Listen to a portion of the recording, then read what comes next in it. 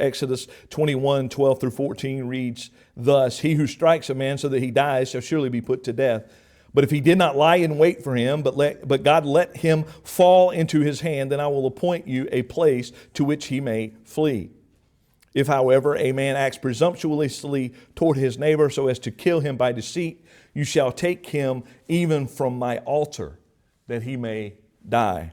In Numbers 35, verse 6, it says, "And the cities which you shall give the Levites shall be the 6 cities of refuge, which you shall give for the manslayer to flee to, and in addition to them you shall give 42 cities."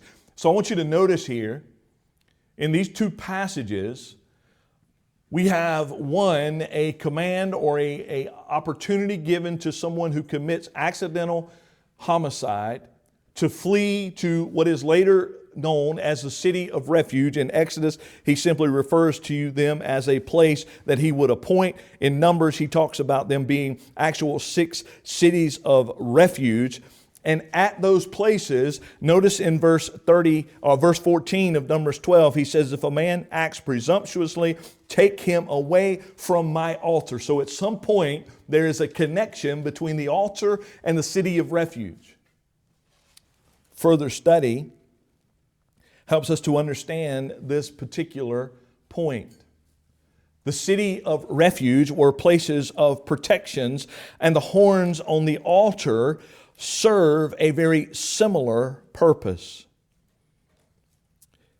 In Psalms 118:27, the verse I mentioned a few minutes ago, that the psalmist points to the utilitarian use of those horns, but in doing so, he also points us toward a picture of these horns as a place where someone could take themselves and make themselves a living sacrifice to God. Psalms 118:27 reads this, "Yahweh is God, and he has given us light.